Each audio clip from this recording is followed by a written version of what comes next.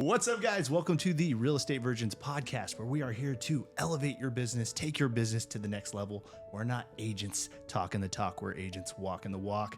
We are so excited for today's episode, but before we get into it, guys, if you want more than just this value, go ahead and just reach out to us on Instagram at John Michael Perez, at Jordan Sells ATX, or you can reach out to the Real Estate Virgins podcast Instagram, where we get a lot of inquiries as well. Awesome. So we've got a heavy hitter today, again, for the second time.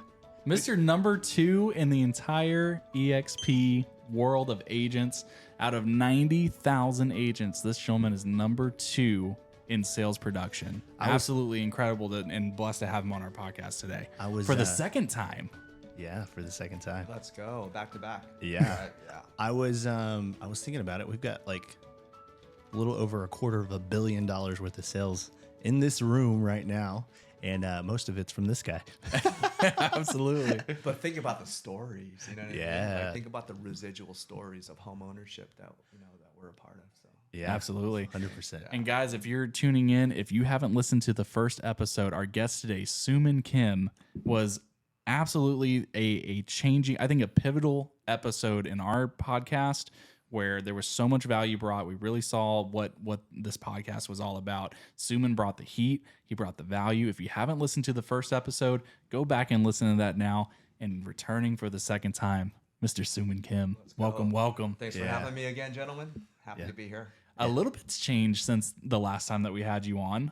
We are now partnered with you over at EXP. We were not with EXP the first time that we had you on, and we'll get a little bit more into that later. But we're just so lucky to have you as a partner for our business, for painting a picture for us, and we're just so excited to have you, man. Welcome back. Hey, happy to be back. And I'll say this: I remember that first podcast that we did, and I remember leaving and thinking to myself, how much you love people, the both of you guys, for you to put this out there. Obviously it's a podcast, people do podcasts, but the fact that you're doing it with the true intent and value, for people listening to it and getting something out of it. Like, I felt like I left, I'm like, man, I need to be more like John and Jordan.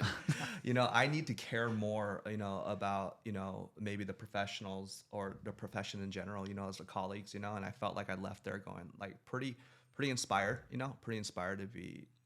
be more like you guys. Well, I felt the same way. I was like, I need to be more like Soomin, slinging homes, man.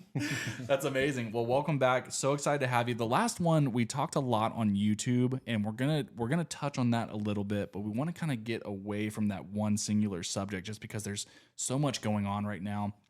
We love talking to heavy hitters in the industry about things that are relevant and what's going on right now, the future, all that good stuff. Soomin has done $180 million in sales over the last 3.5 years. Probably a little more. Yeah. And we want to dive into being a producer of that level. And for those of you who don't know, Soomin moved here from California, brand new market. He was brand new into real estate, has a marketing background, but was in a brand new place with no sphere of influence, no connections, and has this kind of result. This is the guy you want to listen to. So when you have those kind of explosive results so fast, what is that like? What are the lessons, maybe the speed bumps that you ran into as you were, scaling up production and going, oh my gosh, I imagine it's kind of like drowning. Like, just describe it to us. Like, what were the lessons you learned and what did it feel like? I'll say this. I remember, the truth is I had my head down just trying to make a way for my family. Like, here I am in a new place, in a new environment. And, you're as a dad, as a father, as a husband, your survival mode kind of kicks in and goes, okay, look, I got to make a way, And so I didn't go into real estate with the idea that, oh, what's the standings? What place am I in? What am I going to make the playoffs? Right. It wasn't like that. It was just, let me just put my head down. Let's get these bills paid, and let me carve out a niche in this profession that can support my family. So I wasn't aiming for anything other than the fact that, like, I wanted to get my bills paid and support my family. And if it goes well, have some leverage to be able to sit back a little bit, So I didn't go into it with that. So the truth is, I didn't know I was doing a lot. I was just doing what I could, Really? And then you talk to other people and you're like, oh, y'all aren't doing this kind of volume? Yeah. So I will say this, that if people are watching this, I think that people are, well, there's got to be a catch. There's got to be a catch. And I will say, if there's any catch, and I want to be open and authentic, because I don't want people to think like, oh, I can just go out there and everyone's going to just do, if I don't do 60 million my first year, I'm failing. It's not, timing is important, right? In life in general, timing is important. And so ultimately I didn't know. We all thought the real estate was going to be a very challenging period in the COVID period, So I up and left and relocated in the middle of COVID. Everyone had this idea that doom and gloom for real estate, but what it turned out to be was a flip, right? It was a total opposite. So I didn't know that. I'm just getting I'm putting my feet in the water. I'm getting started, And so to answer your question, no, I didn't know that I was doing a lot. I was doing what I could. But at one point now in my our transactional program in our back office is called Sky Slope. And it's an opportunity to see what contracts do we have live, and what is pending and what is not closed yet.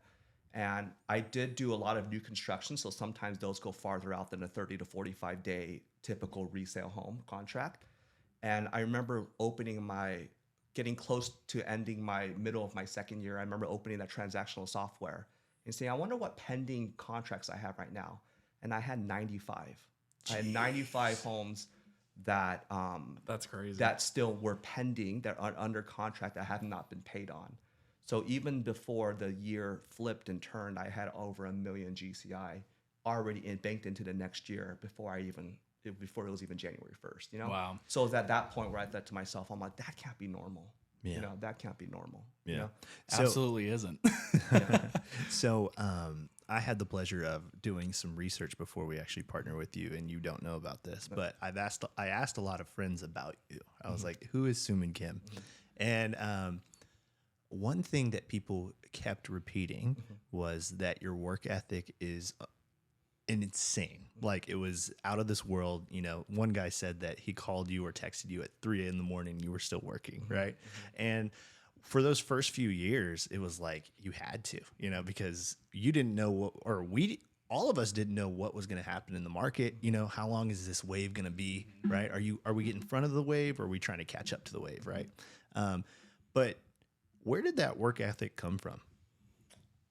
I think a lot of it has to come from my mother.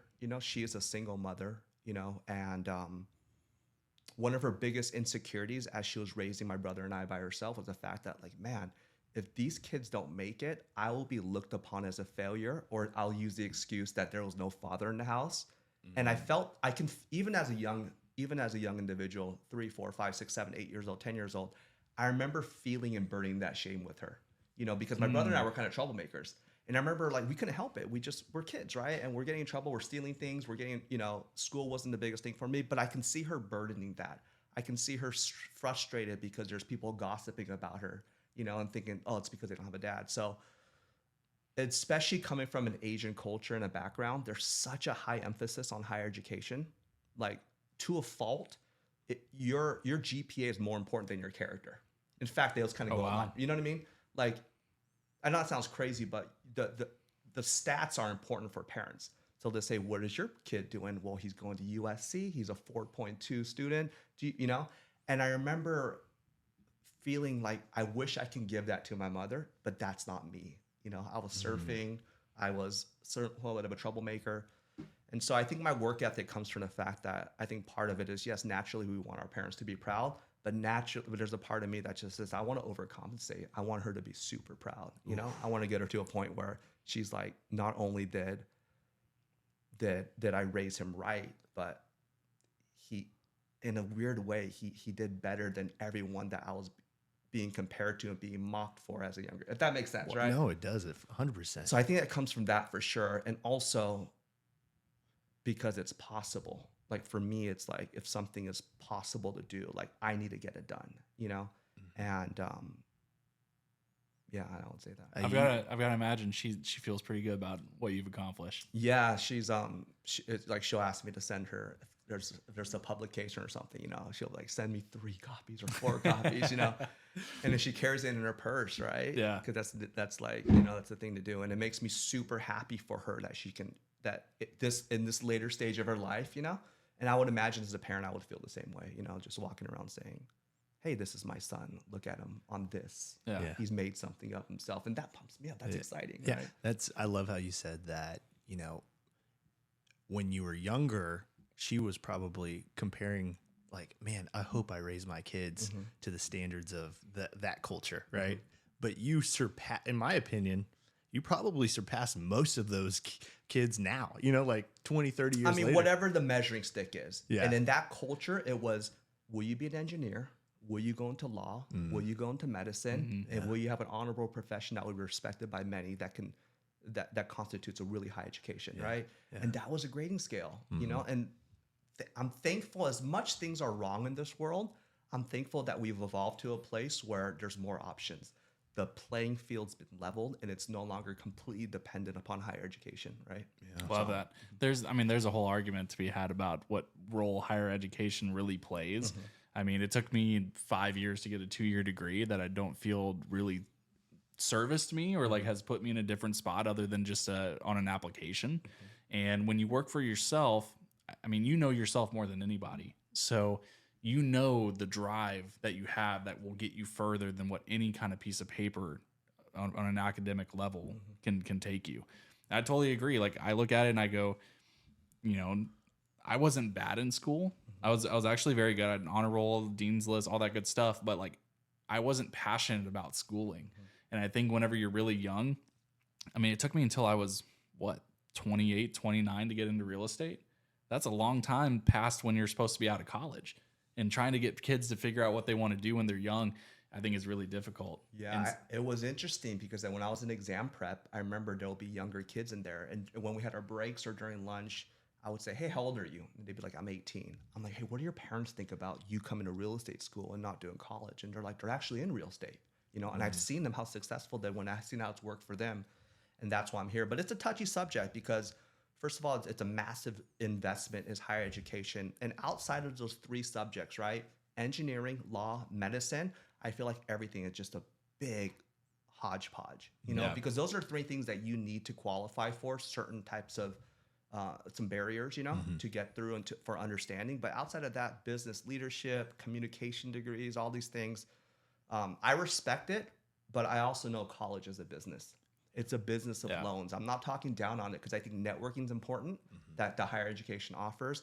I do believe that the idea that you start something, you finish it, it does accomplish something within you. I have my 4-year degree. I went to California State University in Fullerton. But ultimately, here's the facts. College debt has surpassed credit card debt in the U.S. That's insane. That is wild. And this is surrounded by well-intended professors and counselors, nothing against their heart and what they do, but it's a business. Well, we know probably in this room, we can think of a handful of people just off rip that have college debt who don't utilize the degree that they got. You know what I mean? The debt that afforded them is now something that they're going to carry for a very long time. And they're not even in the industry that. Yeah, I remember growing up, my banker, the guy that helped me open a checking account at the bank was like a marine biology major. Yeah. And I remember Yeah. So I love that real estate has that kind of, if you have the drive, you can make it in real estate. You don't have to have some kind of special anything. Can it help? Absolutely. If you take some sales training, if you take some courses, I don't think it hurts you by any means, but the drive, the person is going to really be the determinant on the success level as opposed to anything else. Sure. I want to go back to when you got really busy. I know you mentioned that, you put your head down, you got into it. Was there a point, did you ever hit a point where you go, I've got to leverage something else to how do I free up my time to be able to do what I'm really good at and maybe offload some of the things I don't like doing, like paperwork or anything like that? Yeah. So I remember, I recall because of my brokerage as a brand new agent, they assigned me a mentor, and this was someone that, that has certified as our mentor, and we were going through an initial offer contract. And I remember it took us 4 hours to get through this offer contract. I remember pulling my hair out and I'm thinking to myself, I don't know if I want to do this, if this is it, And so I learned pretty quickly that, first of all, it is important to understand, the contract process, all of it, how to do it. Obviously, I know how to do it, understand the addendums, all of that. But that's not where my value is, nor will I make my money there. My value is going to be creating content, procuring clientele, connecting with people, and serving them at the place that they need to be served. But it's not going to be doing paperwork. So I realized pretty quickly how powerful a transaction coordinator is. And I would tell every new agent or agent that, yes, it's important for you to understand and know, because if you're ever in a place that you need to do it yourself, it's important that you can do it yourself. But at that place, I would much rather have a transaction coordinator. I liken it to trying to wash my own car. I remember trying to, I'm going to wash my own car, save some money. And you realize you don't have all the materials. You don't realize you don't have everything ready to go. And you also realize that it's going to take you a few hours to do it because you really don't know what you're doing. You pull up at a car wash, they have everything ready. They've been doing 10 other cars before yours got there. Super efficient. They get it done, probably do it better than you can do it for less time. You just had to pay a little bit more for it.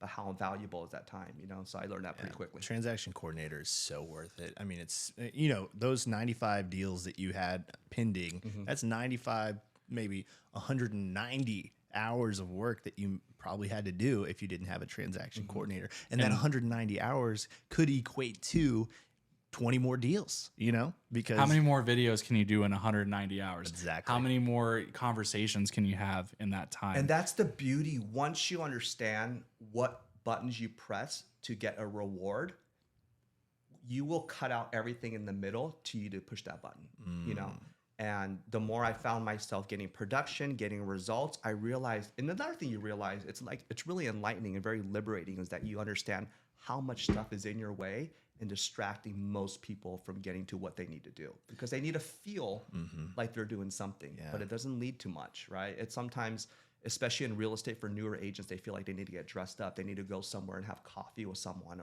nothing wrong with networking, nothing wrong with telling war stories in a boardroom, but that's not an income producing activity. That's an activity for you to be around the fragrance of what you're trying to do, but it's not necessarily putting anything on your plate. And you're hoping that fragrance sticks to you somehow, but really it's the work that's going to get you the results. And there's value there, because I remember growing up and I remember friends becoming realtors, and they weren't necessarily successful or being productive, but they kept talking about who they knew or who they get to work with or who's in the office too.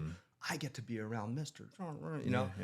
And so that was their way of saying, I will eventually succeed because I rub shoulders with this person. And there is something to that. Oh, there's something to that for sure. Yeah. I mean, you get around people that push you to be better, or strive, that are where you want to be. It's kind of natural that you start learning lessons from them. You have conversations with them. You see some of their activities. I think there's lots of value in that. Yeah, that's why we like going to a gym and not just working out at home, because a gym is a place where you feel like you've made progress, and then you feel like you haven't made any progress. Yeah. It's like going into the Dollar Tree, right? I feel so rich and so poor at the same time, Yeah.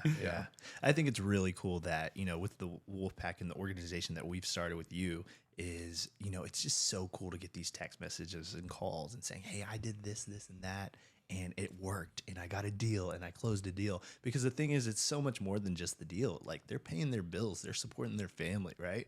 And so when these people partner up with us, it's like, wow, it actually made a big difference, just because, we sat down with 10 of them, 15 of them, and poured value into them, and it's just so rewarding.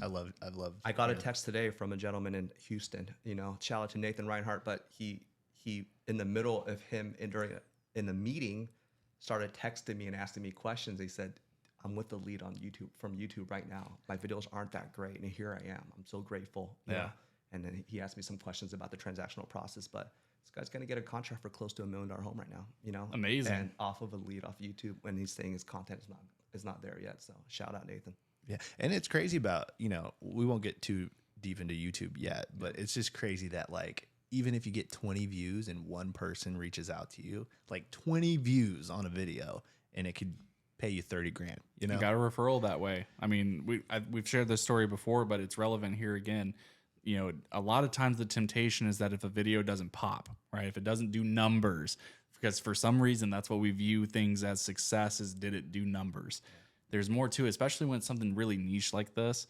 I made a video it was the longest video to date that I've made. It was 28 minutes long, and I was ranking Austin cities. And I think even to this day, I think it has 28 views.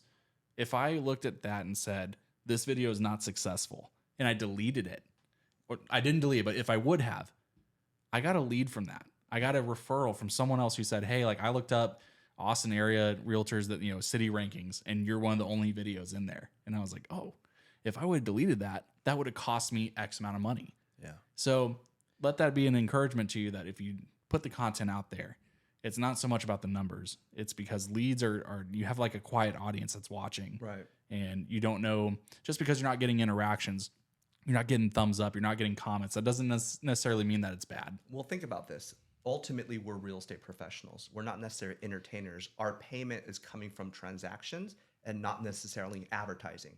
So when we look at, let's say, YouTubers in general, let's say they're, the wildly successful ones, or the ones that do prank videos, or the ones that are dancing or entertaining for you, or the ones that are putting out content. You need those views and you like those likes, because that's how YouTube compensates you, is based upon that type of ad revenue and how many people it's going out to.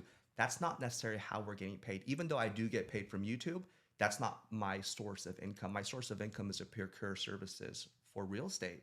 And so our job isn't, our grading scale isn't likes and comments. That's one way to judge it, of course, because naturally, but if I got 2 views and one of them turned into something, like that's going to be more than the person that has thousands of views. I'll take that all day. Right? Right? Yeah. Yep. So let's talk about the elephant in the room. One huge thing that's happened since the last time that you were on, the NAR lawsuit and settlement. What are your thoughts on that whole thing? I think it's still yet to be determined exactly how it's going to placate or play itself out as in terms of what it looks like for us, right? Obviously I'm reading everything, I'm following everything. And I also realize that we're also fighting a little bit of mainstream media headlines, And the truth is, not everything has been settled, The beautiful thing that I do see is I do see some brokerages kind of getting ahead of it. I know for our brokerage, for my brokerage, that they've already put out a single property, a buyer representation form. So I can see them getting ahead of it, but ultimately it hasn't been settled yet. We don't know what the backdoors are going to be. We don't know what the opportunities are going to be. We don't know what the workarounds are going to be, So for me, I'd rather let it settle. And it brings up an interesting point, because I see so many realtors talking about this out loud, right? NAR settlement and, putting headlines and not us. Couldn't be us a few episodes ago. But let me preface this, right? Now, you should be doing that if you have an audience to which you are helping lead, right? Or you're a team leader, and let's say you're a team leader and you have you have a team, and so sometimes passively the content you're putting out there is passively communicating with your team or those you influence. Therefore, yes, you're in a position where you should constantly talk about all things real estate. For myself as an individual solo agent, even though I have a group that I work with, I know my audience. My audience is potential buyers and sellers of real estate.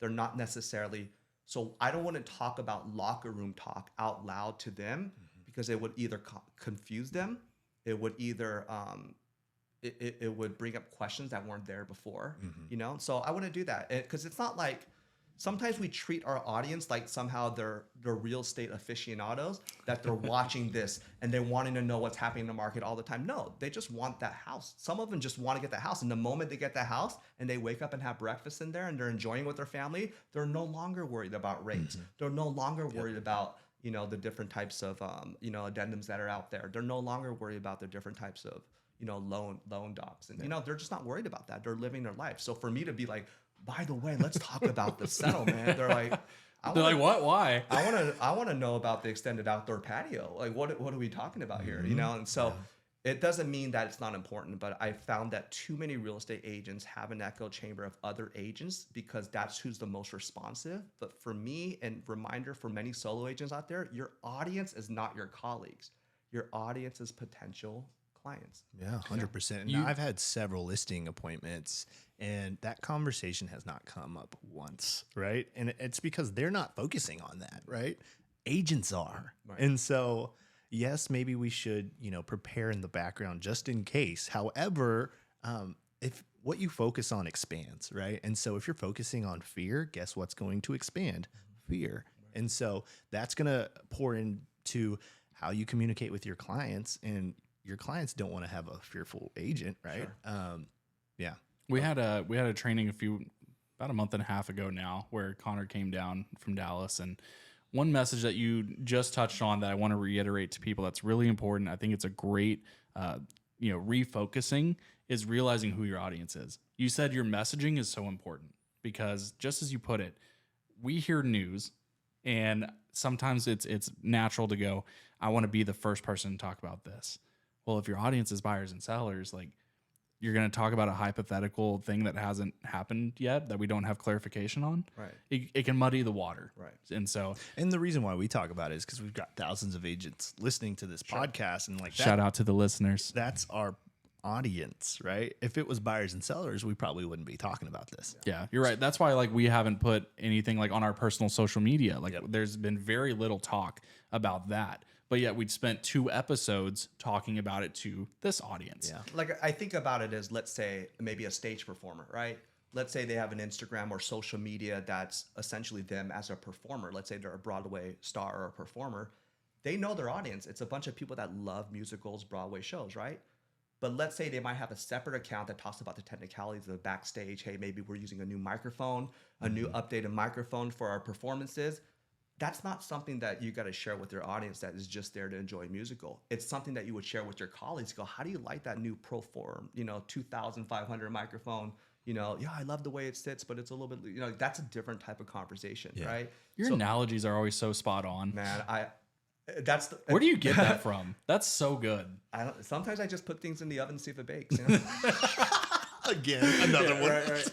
I love it. One thing that's really changed since the last time that we had you on, the market, right? Since the last time we had you on, huge increase in inventory, interest rates over 7%.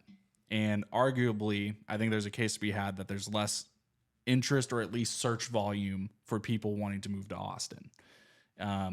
What have you seen as someone who is deep in YouTube and get a lot of business from YouTube? Is there anything that you're tweaking to keep your channel relevant, fresh? How are you getting ahead of that? And before he starts, one thing that I've noticed is he's not complaining about it, right? No, not at all.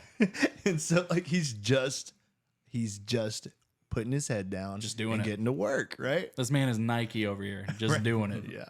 I would say I've definitely felt the difference as far as like virality of a new video, right? The amount of people that see it. But it doesn't change that you still need to do it. My question is always, would I be doing this in a hot market or a cold market? Yeah, I would still have to do it, So if anything, this is going to sound a little bit, I hope it's not offensive, but I actually sometimes appreciate when markets lull a little bit because it gives you time to catch your breath. And it gives you time to reassess and then start putting out new content. One of the analogies I always like to give is, look, again, I'm fairly new, so I don't speak in terms of, I've been through 6 market cycles. Like I'm not that person, but I do understand, and it's been said many times that things are coming cycles, right? So before there's inflation, there's, you know what I mean? Like everything restricts, it expands, restricts, it expands.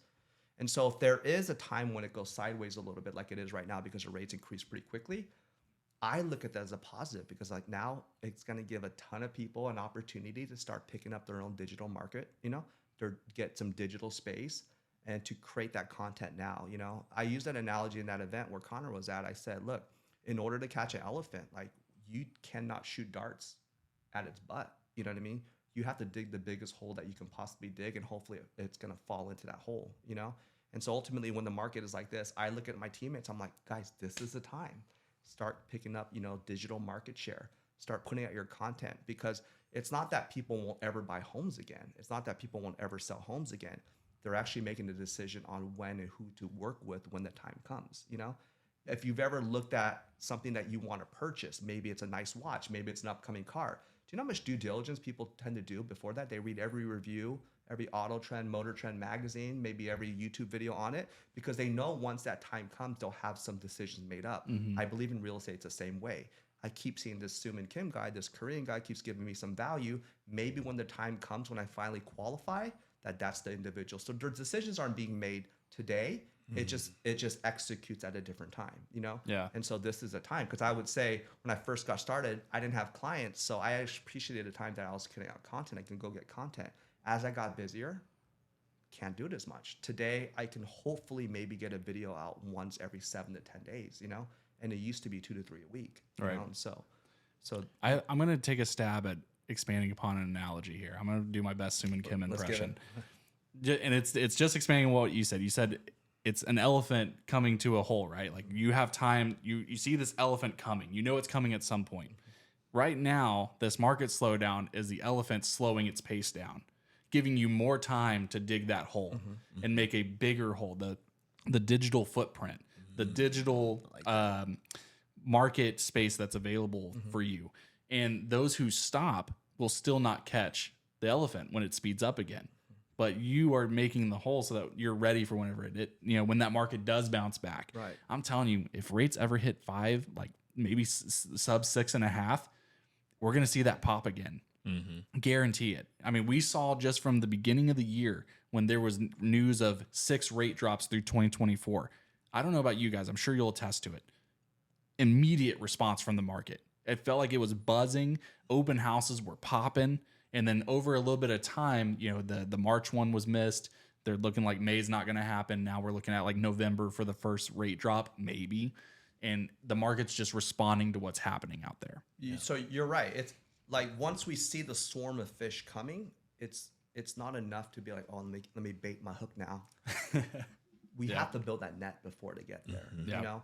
And the truth is, yes, I do believe that, especially this market here in Austin, Texas, it was a market where there was a lot of desire, there was a lot of demand, and people really were, quote unquote, partying, but they still wanted to dance. Someone just turned the music off, and that music being turned off was essentially your rates increasing parabolically really quickly, you know? So it doesn't mean they wanted to stop partying. Didn't mean that the demand was stopping. It's just the headlines told them not to, right? And so I think that, to your point, the moment there's a positive headline with the rates, you will notice even that day how many pending things show up on MLS in the past 24 hours for just any mainstream headline. Yeah. And that's just an appetizer or a taste of possibly what can happen. Now, we can argue whether it's healthy, if the rates drop too quickly or not. But yes, there is still a sandbagged feel. There's a pressure feel. You had touched on it at the beginning of this conversation about mainstream media playing a big part in this. I made a video on a TikTok video, and again, didn't do numbers, but I don't care. I just need to get it out of my system, where I recognized John sent me a video, and it was President Biden addressing the nation and saying, for the first time in history, realtors, the National Association of Realtors, have agreed to get rid of the 6% standard commission.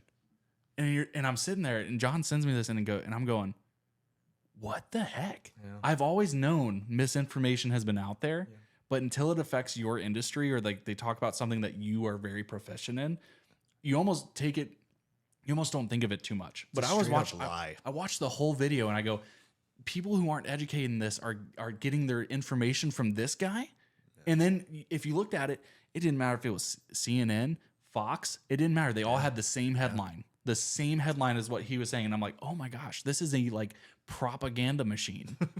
It is, but it's also it's on a very high level, but it's also clickbait, right? Yeah. How sexy would a headline would be how sexy would it be if it said a rate that was decoupled commission, or like right, or if it said if a rate that has always been negotiable is now still negotiable. That's not sexy, right? It has to be like, they're no longer going to get paid. We need the clicks, ad revenue. Yeah, so that's interesting. So true. Hey, shout out to some of the people that just recently partnered with us from the podcast. Omar Martinez. Shout out to Omar. Let's get it, Omar. And then Rosa as well. Absolutely. Yeah. And I love whenever people are plugging in. I think that's the coolest thing is whenever we know what we have, and then when other people start getting it and they come in, they get the resources and they start seeing results, they feel good. I got a text from a mentee who was like, this is, in one call, I've gotten more value than my months at Coldwell Banker. Yeah. And I'm like, that's so cool. I love it. So was that? Never mind. I'm not going to say. We can talk off camera about it. But yeah. So I've got a question for you. So we have the NAR settlement lawsuit out there. It seems like there's just a lot of external factors that may affect our industry. We've got that. We've got AI. I won't lie. I thought that AI was years away from being a threat.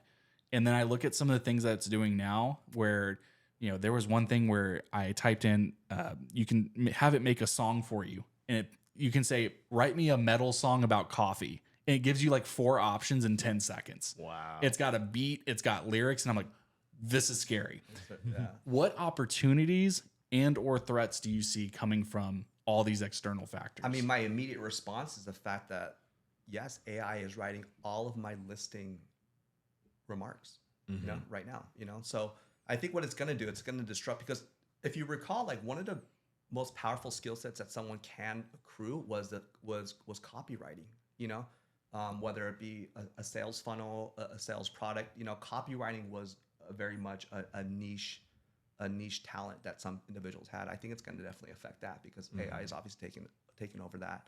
We had a great training with Phil Sexton where he was talking about AI. He has a lot of really great stuff on his channel, a lot of good resources. And I think what's cool is he mentioned that AI is not going to replace agents. Agents who utilize AI will replace agents who aren't. Ooh. And I thought that was really smart because he was talking about all the mundane tasks that we do as realtors. I know you can, I see you posting on Instagram that you're up until 2 a.m. editing videos from time to time. Sure. And the ability to maybe utilize some of these tools where they get better and better to where they're almost undeniable. And it's going to free up so much of our time so we can focus on the things like we mentioned earlier, real estate generating activities, money generating activities. At least at the end of the day, it's an efficiency.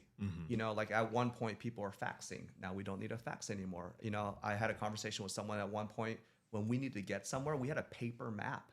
We had to unfold this map, and then we had to, if you want to like zoom in on this paper map, you had to get something called the Thomas Guide. And the Thomas Guide would break it down even further. And so today we have navigation, we have Google Maps, you know, so it's a form of efficiency. We still have to plug some things in, but then it responds by making it much more efficient to get to where we need to get to.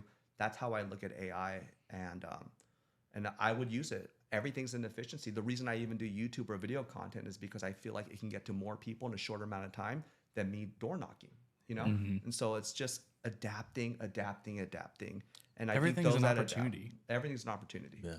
Yeah, you can look at, you can look at the positive or the negative and say, man, AI is coming for my job. Or you can go, how do I make AI a part of my job? Right. And if you don't educate yourself on a subject, everything's a threat. Right. Yeah. But there's tons of programs out there. I mean, there's ones like a great one. We've discussed this in past episodes, like Opus Clip, for example, can take long form content, chop it up into SEO optimized captions with clips of videos. And if you're someone like us who does a lot of our own video editing, that's really appealing. Because I know one of the biggest drawbacks for me and the things that hold me back from going and filming content is knowing I'm going to have to edit it. Yeah. And so if you can educate yourself and utilize a tool for cheap or, cheaper than the time that you would have given up otherwise, it's so worth it. And you can make that just another tool in your tool belt that separates you from everyone else. Yeah. And we're working on something right now. No guarantees, but we're working on something to help agents with editing. So Yeah, we are. Hopefully in the future. There you go. So I think the key word is absolutely adaptability, just adapting to whatever's next, and so I try to stay loose that way. I think that one of the flags I definitely carry, I realize this, is for newer agents. I'm an example to be like, oh, you don't necessarily have to be a 10-year, 20-year veteran and get coffee for someone for the first 2 years of your career. There's possibilities out there, and people say, well, how is that possible? I'm like, I think if I can give any attribution, it's just I'm willing to adapt. Yeah, I'm willing to adapt. One of my most favorite quotes is from a gentleman named Eric Hofer, and his quote is very powerful. I wanted to do it properly, but he says, "The learners shall inherit the earth, while the learned find themselves quickly to deal perfectly with a world that no longer exists." So it's an idea that if we're constantly adapting, if we're constantly learning, we're gonna own it. That's deep. I like it. Yeah. It really speaks to the fact that there's a lot of change that is proposed going back to the settlement, right? And what's funny is, depending on how you've been running your business, it may not be that big of a change. Yeah. I tell some of my new mentees who are brand new to the industry, I go, I think there's a lot of people who would be jealous of your naivety or the inexperience in doing things a certain way because they're moldable, right? And they don't have this thing they've been doing for 10, 15, 20 years that has been this way, where I advertise my services this way and now I'm having to change it. It's like you have the opportunity to do it right from the jump. Yeah. So anyway, Hey, so real quick, Soomin, for newer agents, or not even just newer agents, like any agent out there, what are you focusing on right now with the season, the atmosphere of the market? I think for me personally, we were talking about this before we started the podcast, but I'm starting to partner and work more with developers as well. So even the pre phase of a new community and what that looks like, and I think they're starting to find value in some of the data that I have, from having sold on the residential side, on the retail side, procure clientele for a lot of these new homes. So they're starting to reach out to me. And so I've partnered, I'm working with some on some larger master plan communities. And they're kind of picking my head in return. They giving me some leverage with the initial selling of their community and a lot. That's awesome. Yeah, What, and there's levels to that, right? Like you're not going to be able to start by doing that, and you've got to have a certain amount of credibility, a certain track record to get to that level, and then a certain amount of competency as well. So I'm learning how the inner workings and the price works. Because obviously as agents, we understand retail pricing, right? We understand like, oh, this is lot premium of like 30,000. You got to put it on top of the base price, and but what I'm learning today is how does that formula work for a builder to purchase from a developer and what that number needs to be. What does a margin need to be for them to make it work so that they can go and list the base price of a home for $625? Whole different set of skills. It's a whole different set of skills and a whole different world for me. So this is pretty exciting. So I'm starting to learn that, understand that. And what it's also doing for me, it's giving me a little bit of behind the scenes data so that I can understand how to negotiate now even more. Because I'm like, I know your invoice price on that. I know how much room you have because I've worked with developers. I know what that looks like, Because the truth is, builders very much like us are buying at a certain time. It could be high, it could be low. Think about the biggest subject that was 2021. It was lumber. You remember? Lumber was like the end of the, and it was high. It was almost like oil, high, low, high, low. And the same way builders do buy at certain times. They can buy low, they can buy high. And that typical margin is what allows them on the invoice sheet to be like, hey, my client's offering this much. Are you going to accept it? And they'll have to go back to what they bought that lumber for that particular lot. And they will say yes or no based upon that, So I'm learning all of that. And that's really awesome. interesting to me. But it's more of the same, it's more of the same. I want to teach people what is happening in the expanding areas, of all over Austin. That's going to be, my focus. And I don't want to give away too much because I feel like if I say that's what I'm going to do, everyone's going to go do it. So I'll do it. Let me do it first, and then I'll let you guys know. There we go. That's awesome. Well, one other thing. Does that mean we're going to have a part 3? Let's get it. You heard it here first, folks. One really cool thing that, when we first partnered up, you're like, John, I've been able to use what I've earned from this success into future investments, right? Like, I'm not going to we can delete this, but you wrote a check that was huge, right? And you were like, I'm going to put this towards an investment. That is like next level thinking, because like a lot of agents right now, they're just thinking, I'm just trying to get a commission to pay my next bill, right? But you're thinking, how do I use this money and it work for me? And you have, if I'm not mistaken, you have several investment properties, correct? Sure. So what does that look like? I think like anyone, we really have two, as independents that get paid on 1099, we have 2 jobs. One of them is obviously the profession to which we do get paid. The second job is how do we keep as much of the money that we earned that's ours, And that's for every entrepreneur out there, not just real estate agents, So I think it's ultimately a learning curve for everyone. Taxes is not a fun subject, especially in a real estate game, but it's a subject that we have to figure out and we have to learn and master, And investments is another one. How do we become responsible for the money that we make? With inflation being so high, what can we do with what we have, And so as real estate agents, we're already in the fire, we're already in the mix. Why not start looking for ourselves? So like anyone else, once we get a little bit of, if we get ahead a little bit, we want to look at rental properties, as investments. And it's great for personal, but it's also great for experience for ourselves to start serving our clientele, to be like, what, I just did exactly what you're looking to do. Let's talk a little bit about numbers here, That's one thing I really appreciate. I remember when you bought one of your most recent properties, you posted it on Instagram and said, I'm putting my money where my mouth is. Like I am doing the thing that I'm telling people is good right now. Right. So like I'm in it too. Yeah. I was proud of that because we have the stereotype that no matter what we're telling people to buy, it's a great time to buy. It's a great time to buy. It's a great time to buy, always, right? And there's some truth to that, you know, but for me, I wanted to put it out there, be like, I'm not just saying that, and I don't know the future, and I really don't, but this is what I did. So take that for what it is, you know? Sure. And so to carry on from your answer, yeah, I started moving into development side. So I'm one of the partners of, you know, a 90 unit apartment complex that's going to break ground hopefully this year in California. So that's exciting. Again, it's another opportunity for me to be responsible with what I have, but also to learn a new facet of the game. Yeah. You know? Man, It's also a cool message to like you said, to relay to your audience, to say it's a little bit extra meaningful when you can say like, man, I love what Leander's got going on. We've got this Northline development going on. We've got a lot of growth. There's been some really huge developments, people looking this way. That's why I'm investing in this area. Yep. Instead of just, I love everything going on, but I'm not married to it. You know what I mean? Like it almost carries a lot more weight to be able to, for people to be like, oh, like he really believes this. Well, you're selling to your future neighbors. Like that's important, right? Yeah. You know, these are the people that are going to be next to you, you know, that's going to be raising this village together. You know what I mean? Yeah. So, question, we're going to pivot. We're going to pivot to a new topic. We're going to talk about brokerages, right? There are tons of new brokerages. It seems like there's a new brokerage that pops up every week, many of them cloud-based, each with their own unique value propositions.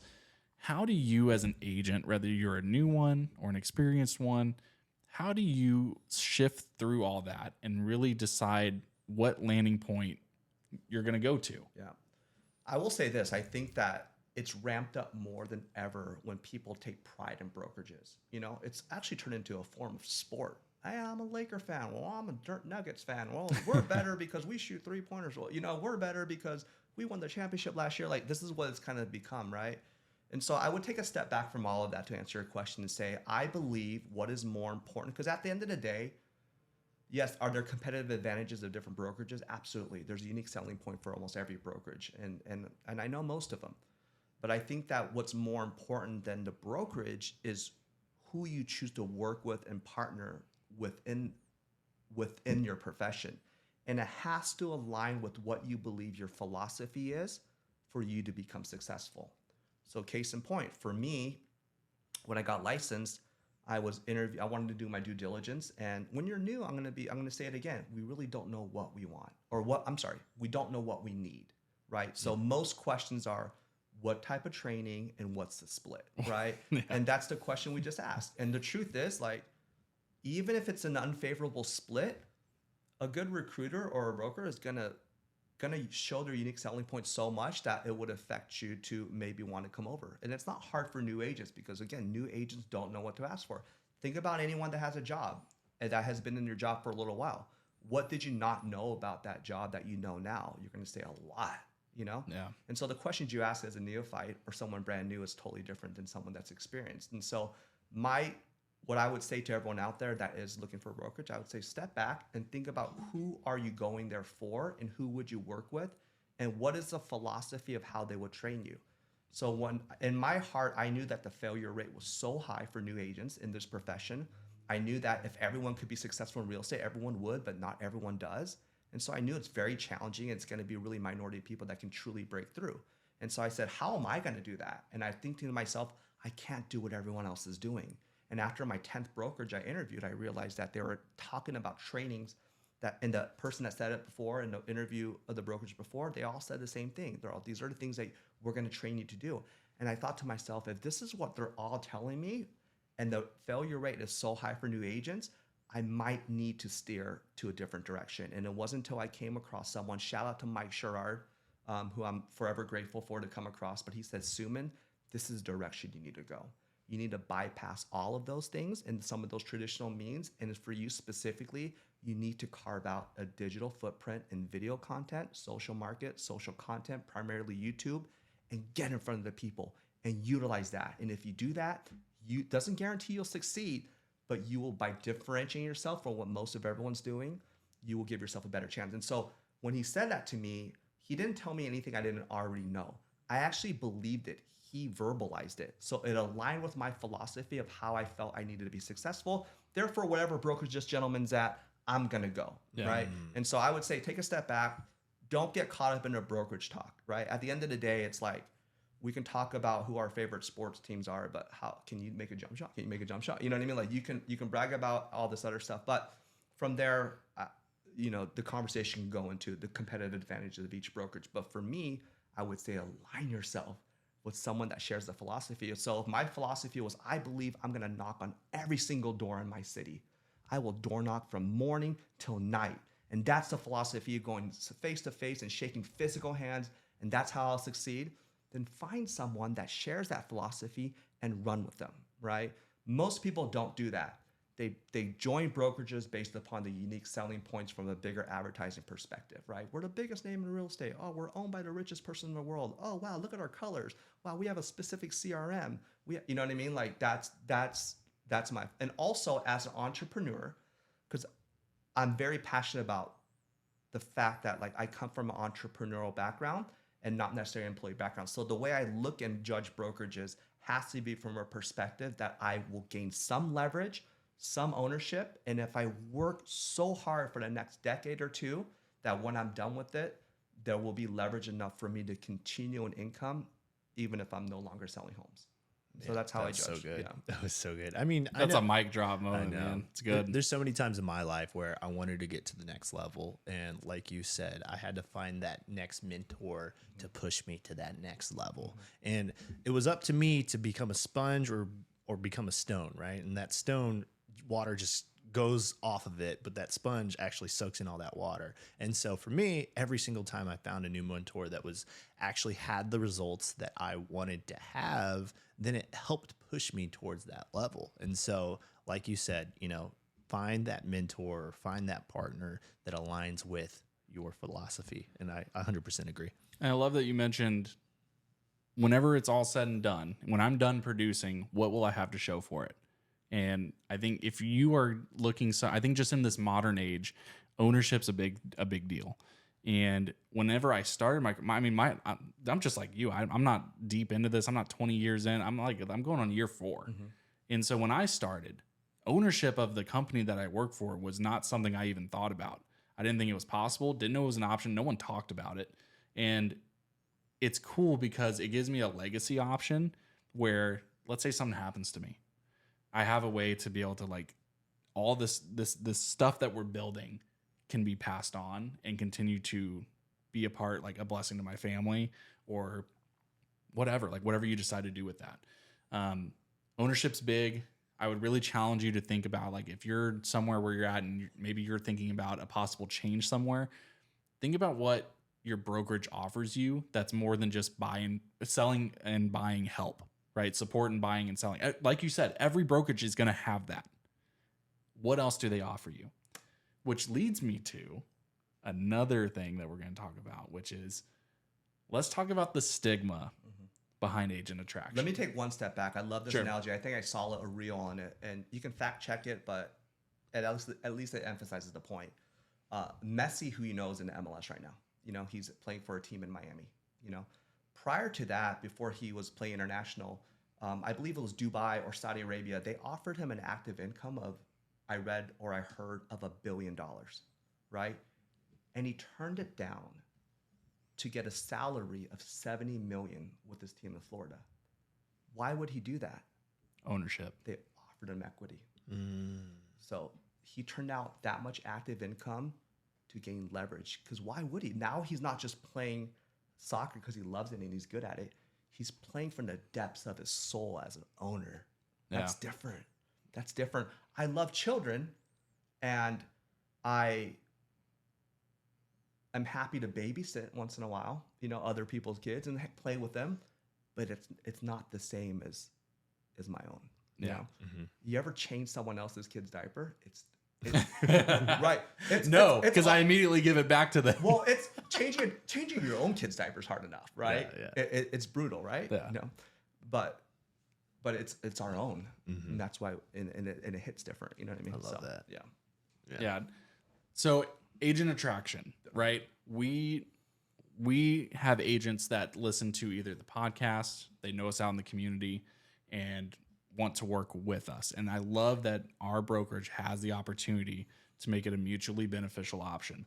But why is it such a stigma out there?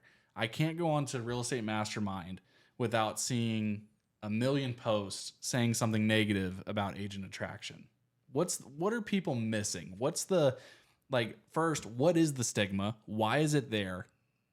And how do we get around it? Or what are we doing to change that?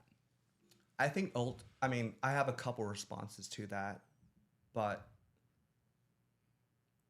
I'll give you an analogy, with analogy. I'm here for it. Look, if you're and I think about when I was in college or high school, like if I wasn't invited to a party and then Monday morning came, or I missed the party and Monday morning came and everyone was talking about a party, I would hope it wasn't that great. True. You know what I mean? That's so true. Naturally, right? Naturally, I hope it wasn't that good. Man. So when someone says to me, hey, how was the party? You're like, dude, it was amazing. So-and-so shut up, played a live performance. And by the way, there was fireworks. And by the way, there was the greatest food. And you're like, oh, really? Okay. And then you ask someone else, how was the party? And they would say, dude, it was amazing. We had such a good time. Well, okay, cool. How was the party? You know what? It was all right. Yeah, I'm glad I didn't go. You know what I mean? But we're searching for validation as humans, a predisposition of validation based upon the choices that we make or we don't make. Just like raising children. I see it happen as being a parent all the time. We tend to lean and look for an echo chamber of individuals that raise our children a certain way. And if they have a different philosophy, we tend to challenge it and then run back to our echo chamber, And so if there's a stigma to agent attraction, it's probably because you're not benefiting from it. You don't understand it, But I would say this, I'll be very clear with how I'm going to say this. Regardless of any brokerage I would go to, name them all, right? Coldwell Banker, Century 21, Compass, KW, it doesn't matter. All of them. I would do the same thing. I work my butt off. I would represent them as best as possible. If someone says, Soomin, I'm thinking about getting licensed, or I'm licensed and I'm not happy here, or what should I do? I would guarantee I would invite them to my brokerage. And I would say, come, And I would do that anywhere. I'd work hard. I'd attract people to the brokerage, and I try to be the best representation for that brokerage as possible, make them a ton of money, and which would in turn hopefully make me a ton of money as well. I would do the same thing anywhere. But some brokerages will pay you for doing that, and some won't. It's just that's what it is. And so ultimately, the stigma comes from humans are involved. Anytime human beings are involved, they can create stigmas. It happens in religion and faith. A small amount of people, or some people, can make something be different for others. Sure. And so the fact is, when you create a reward for any activity, So in other words, if I got paid $1 for touching my nose, and they're paying a bunch of other people $1 for touching their nose, you're going to be a bunch of room with people just going crazy like that. You know what I mean? And so it doesn't Clip it. Do you know what I mean? So ultimately, when you reward people and there's a reward for attracting, there's going to be people that sometimes with low self-awareness do it in a way that because look, at the end of the day, attracting someone to a brokerage is a form of marketing. Unfortunately, fortunately or unfortunately, there's not an application that you need to be a professional marketer to be a part of it.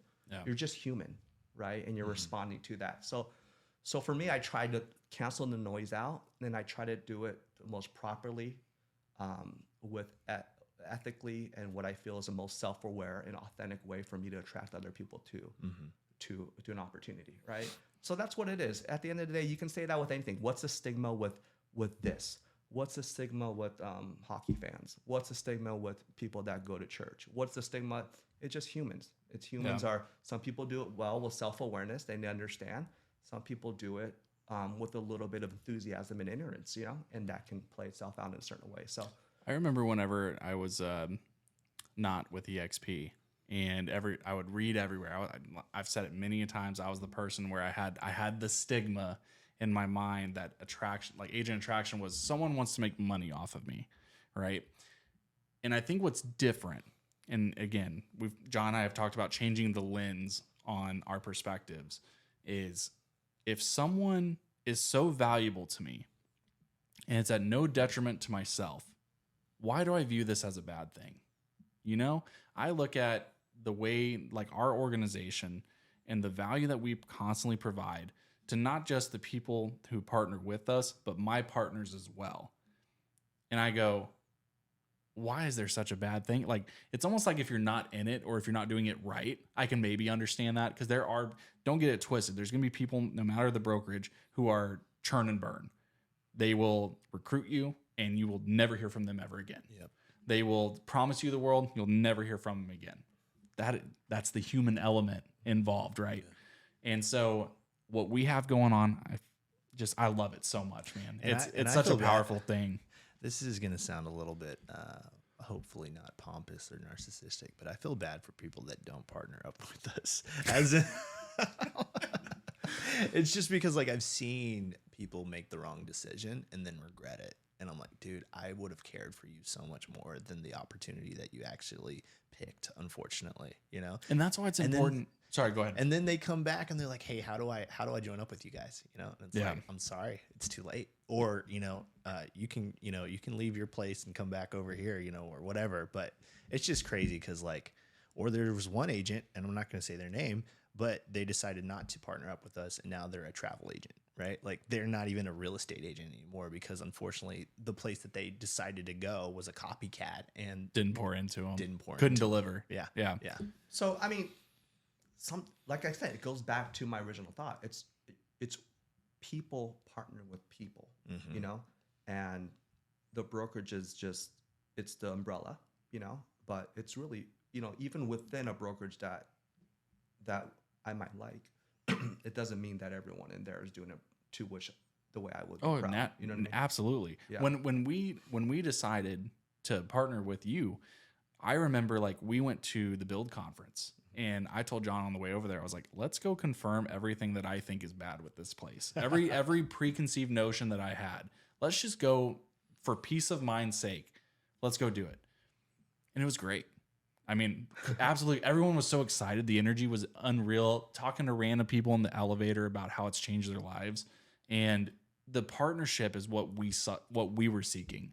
It completely, overtook anything that I thought that I understood about the place. Yeah.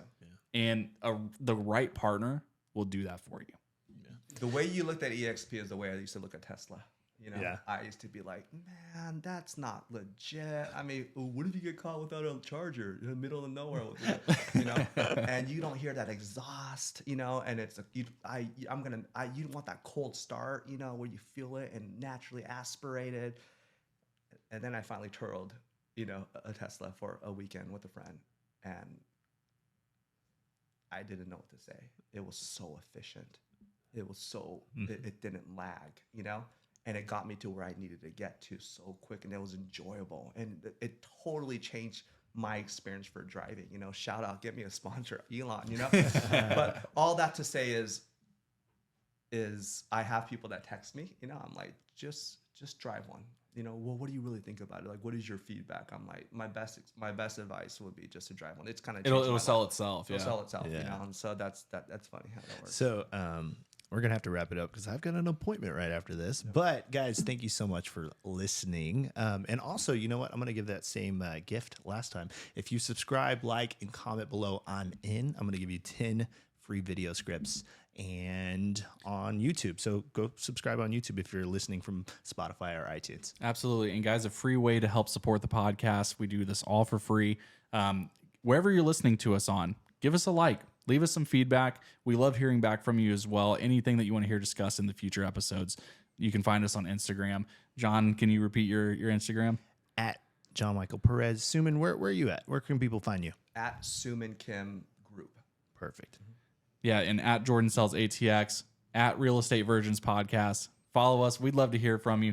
Thank you so much for listening, and thank you to Soomin Kim for absolutely gracing us for a second time. We're so thankful for your heart in this and for all that you do for us as partners as well. Man, I appreciate being here. I appreciate you providing me a platform to share, and let's get it. Yep. Yeah. All right, guys. Go. Thank you again so much for listening. Go be great in your local markets, and we'll catch you in the next one.